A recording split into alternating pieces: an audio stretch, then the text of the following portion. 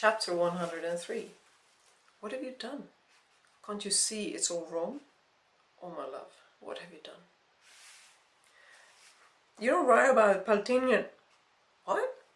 Malka swallowed the sandwich and said perfectly clearly, you don't write about the Palestinians. You write everything from the Jews' point of view. Jenny knitted her eyebrows together. Malka was right. Jenny had learned a lot about the history of the Jews and their struggle for Israel, but she had only described the Palestinians from the Jewish angle. You have to find nada, she said with an annoyed frown, so I can talk to someone who sees it from their perspective. Malka had really tried her best to find nada, but so far she hadn't come a millimeter closer. You can learn by reading as well. Since you're likely on Juris, you can read the High. It describes both sides very well. Jenny wrote a book tip on a piece of paper lying on Malka's table, where they sat and ate sandwiches and drank coffee. Malka leaned back on the sofa and started flipping through the local paper. She had been in too much of a rush to read it in the morning. Young man killed in motorcycle test of manhood, she read aloud. Didn't your maniac boyfriend do something like that? Jenny pulled the magazine out of her hands. Young man killed in motorcycle test of manhood. Last night, a young man in his 20s died after participating in a dangerous motorcycle game. The deceased tried to jump over a precipice with his motorcycle, but instead fell into the depths and died from the injuries he sustained. Police have not revealed any details, but it is believed that such old-fashioned manhood tests have been carried out at this location prior to this. However, this is the first time it is known to have resulted in death. With throbbing temples, she squinted and looked closely at the photograph of an ambulance and a group of people. It was not possible to identify the people, but she could see the motorcycle.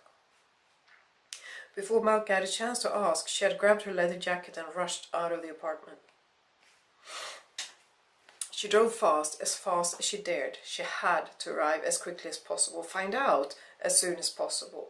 Fear swirled inside her. It couldn't be true. It mustn't be true. The journey to his barracks felt like an eternity. She put her motorcycle on its stand and rushed inside. She flung the door open and stared at Diego as he sat at a small table, refilling distilled water in an old motorcycle battery. "Were you involved? Did you kill him?" She choked on her own words as if they could not get out fast enough, could not give her the answer she wanted rather than the one she feared fast enough. He looked at her but said nothing. "It was him, wasn't it? The one who talked to me? I saw his motorcycle in the newspaper. I saw it on the ground, destroyed." Only now did the emotions fully catch up with her. She collapsed slowly until she sat unsteadily on the floor. He approached her and pulled her up. "I didn't kill anyone."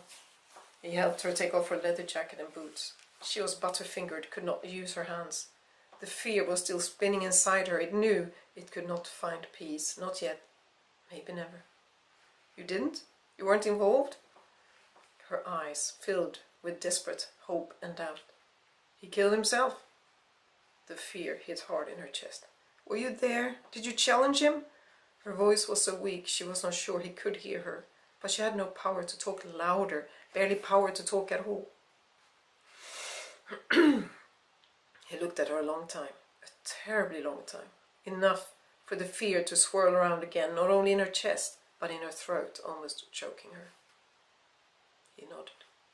"No, Diego, no." Again, she let herself collapse on the floor. This time, he didn't lift her up. "I don't understand why you care." His voice was as hard as his steel grey eyes were cold. He was an idiot, and that he chickened out was his own fucking fault. She stared at him. But how can you? He is dead. He'll never have his life back. How can you just stand there as if nothing has happened? He slammed his palm against the door behind her. "Fucking hell, Jay! He came after you! No one goes after my girl!" "He didn't. He just talked to me. People should not have to die because they talk to me." She put her fist against her head and rocked it back and forth. "He may not have been God's best child, I get that, but Diego, my love, he was someone's son. Once upon a time, he was someone's little boy. Maybe he was someone's brother, someone's friend, someone's boyfriend. You can't just..." Her voice grew quieter and quieter as she slowly understood the abyss that separated her from Diego. How differently they looked at life. Fuck, Jay. You just don't get it. No one misses these guys. Had he lived longer, he would have killed someone that people would actually miss. Don't you get it? Anyway, he'd be alive today if he were able to ride his bike instead of just using it as some kind of fucking symbol.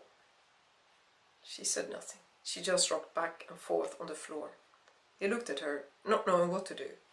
Not knowing at all. I'm going for a ride.